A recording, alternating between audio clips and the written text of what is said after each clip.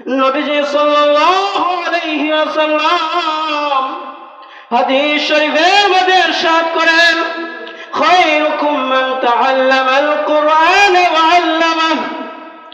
নবীজি সাল্লাল্লাহু আলাইহি ওয়াসাল্লাম হাদিসের মধ্যে বলেন, যারা কোরআন শিক্ষা করে এবং অপরকে শিক্ষা দেয় তারা হচ্ছে সম্মানিত, তারা শ্রেষ্ঠ।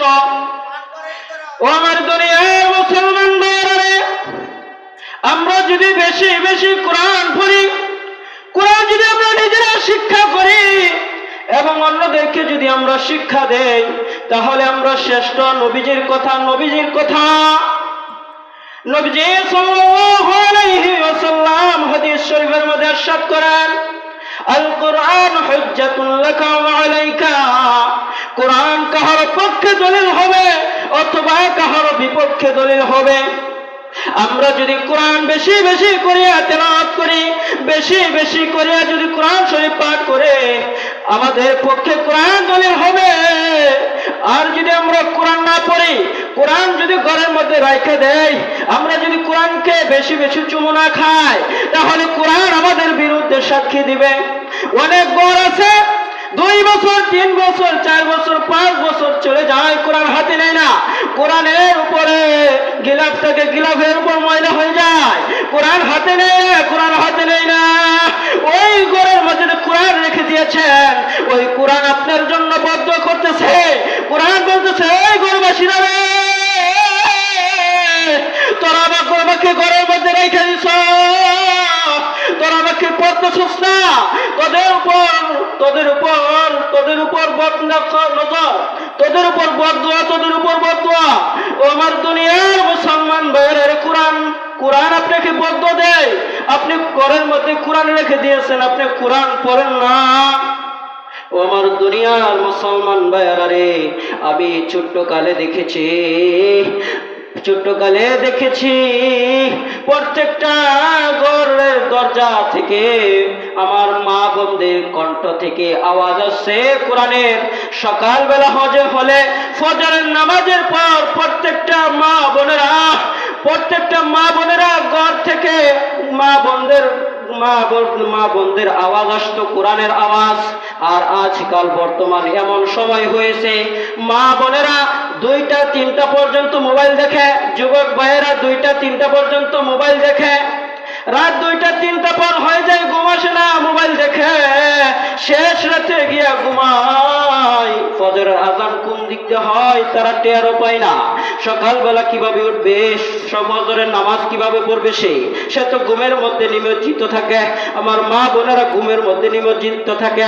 আগে মা বোনেরা ফজরের নামাজ আদায় করতো, ফজরের নামাজের পর তারা কোরআন নিয়ে বসে পড়তো দরজার সামনে, তাদের কণ্ঠ থেকে আওয়াজ আসতো কোরআনের। আর আজকাল কোরআনের আওয়াজ মা বোনদের জবান থেকে আসে না। আমার দুনিয়ার মুসলমান ভাইয়েরা রে, আমরা যদি বেশি বেশি করিয়া কোরআন তেলাওয়াত করি, কোরআনকে বেশি বেশি করিয়া যদি চুমু খাই, কোরআনকে যদি বেশি বেশি করিয়া বুকে টেনে নেই, কোরআন আমাদের পক্ষে দলিল হইবে। আমার দুনিয়ার মুসলমান ভাইয়েরা রে, একজন যুবক সারাটা জীবন খারাপ কাজ করত, সারাটা জীবন অন্যায় কাজ করত, সারাটা জীবন মদ পান করত। একদিন মদ পান করার জন্য মদের আড্ডাখানার দিকে রওনা হয়ে গেছে। মদ পান করার জন্য মদের আড্ডাখানার দিকে যাওয়ার পথে রাস্তার মধ্যে দেখে একটা কাগজের টুকরা পড়ে রয়েছে।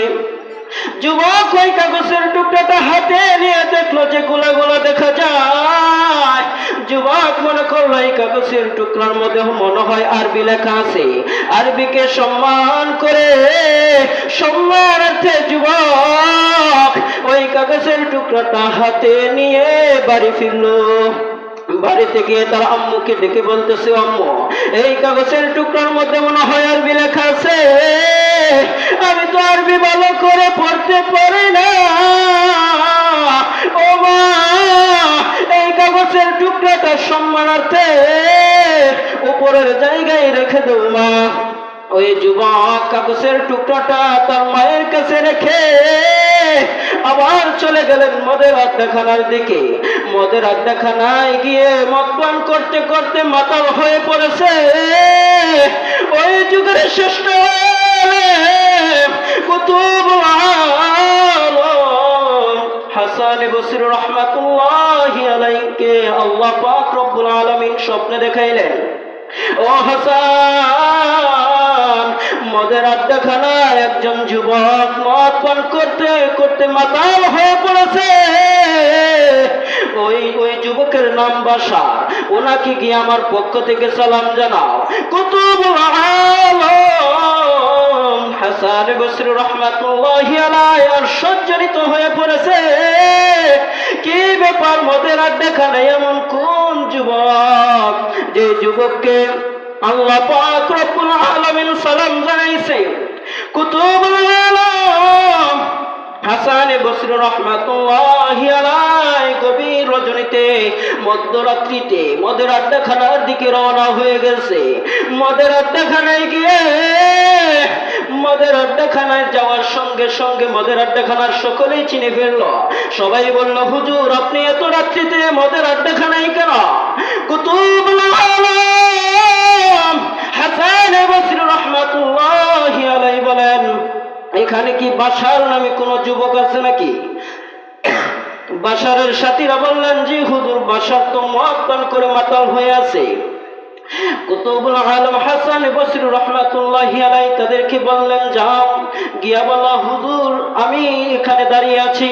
বলো, বড় হুজুর গেটের সামনে অপেক্ষা করছে। বাশারের সাথীরা বাশারকে গিয়া ডাক দিলেন, ও বাশার, বড় হুজুর হাসান বসরি, কুতুবুল আলম হাসান বসরি তোমার জন্য গেটের সামনে অপেক্ষা করছে। এই কথা শুনে বাশার লাফ মেরে ওঠে গেটের সামনে গেলেন। গেটের সামনে যাওয়ার পর কুতুবুল আলম হাসান বসরি রাহমাতুল্লাহি আলাইহি ডাক দিয়ে বলে, ও তোমার নাম কি বাশার নাকি? বাশার বলে, যে হুজুর আমার নাম বাশার। কুতুবুল আলম হাসান বসরি রাহমাতুল্লাহি আলাইহি বলেন, ও বাশার, তুমি কি আমল করেছো? তুমি কি আমল করেছো যে আমলের বরকতে আল্লাহ পাক রব্বুল আলামিন তোমাকে সালাম জানাইছে? বাশার বলে, হুজুর আমি জীবনে কোনো ভালো কাজ করি নাই, সারাটা জীবন খারাপ কাজ করেছি, সারাটা জীবন অন্যায় কাজ করেছি, সারাটা জীবন মদ পান করেছি। মদ পান করার জন্য যখন আসতেছি, আসার পথে দেখি রাস্তার মধ্যে একটা কাগজের টুকরা পড়ে রয়েছে। ওই কাগজের টুকরাটা হাতে নিয়ে দেখলাম যে গোলা গোলা দেখা যায়। তো আমি মনে করলাম এই কাগজের টুকরার মধ্যে মনে হয় আরবি লেখা। আমি আরবিকে সম্মান করে সম্মানার্থে আমি ওই কাগজের টুকরাটা আমার মায়ের কাছে রেখে আসছি। কুতুবুল আলম হাসান বসরি রাহমাতুল্লাহি আলাইহি বললেন, চলো তোমাদের বাড়িতে যাই। দুজনে মিলে বাশারের বাড়িতে গেলেন। বাশারের বাড়িতে যাওয়ার পর বাশার বললেন, ও মা, ওই কাগজের টুকরাটা দাও। ওই কাগজের টুকরাটা তার মায়ের কাছ থেকে নিয়ে কুতুবুল আলম হাসান বসরি রাহমাতুল্লাহি আলাইহির কাছে দিলেন। কুতুবুল আলম হাসান বসরি রাহমাতুল্লাহি আলাইহি কাগজের টুকরাটা দেখে বলতেছে, বাশার, তোর হেদায়েতের কপাল খুলে গেছে। এই কাগজের টুকরার মধ্যে কোনো মনীষীর নাম লেখা নয়, কোনো পীর সাহেবের নাম লেখা নয়, কোনো এমপি মন্ত্রীর নাম লেখা নয়। এই কাগজের টুকরার মধ্যে লেখা ইসমে আজম বিসমিল্লাহির রহমানির রহিম। আল্লাহু আকবার। বিসমিল্লাহির রহমানির রহিমের 3000 নাম রহিয়াছে। বলেন কয় হাজার নাম রহিয়াছে? 3000 নাম রহিয়াছে। 1000 নাম আল্লাহ পাক রব্বুল আলামিন ফেরেশতাদেরকে শিক্ষা দিয়েছেন। বলেন বাকি রয়েছে কত? 2000। 1000 নাম আল্লাহ পাক রব্বুল আলামিন আম্বিয়া কেরামদের শিক্ষা দিয়েছেন। বলেন বাকি রয়েছে কত? 1000 নাম। 300 নাম তাওরাত কিতাবে দিয়েছেন, 300 নাম ইনজিল কিতাবে দিয়েছেন, 300 নাম জাবর কিতাবে দিয়েছেন। বলেন বাকি রয়েছে কত? 101টা নাম আল্লাহ পাক রব্বুল আলামিনের কাছে রিজার্ভ রেখেছেন। বলেন বাকি রয়েছে কত? 99টি নাম আল্লাহ পাক রব্বুল আলামিন মানুষদেরকে শিক্ষা দিয়েছেন। নবী আলাইহিস সালাম হাদিসের বলেন, ইন্না লিল্লাহি তাআলা 99 ইসমান মান আহসাহা দাখালাল জান্নাহ। নবীজি সাল্লাল্লাহু আলাইহি ওয়াসাল্লাম বলেন, যে ব্যক্তি আল্লাহ পাক রব্বুল আলামিনের 99টি নাম মুখস্থ রাখিবে, আল্লাহ পাক রব্বুল আলামিন তাকে বিনা হিসাবে জান্নাত দান করবেন। বলেন না সুবহানাল্লাহ।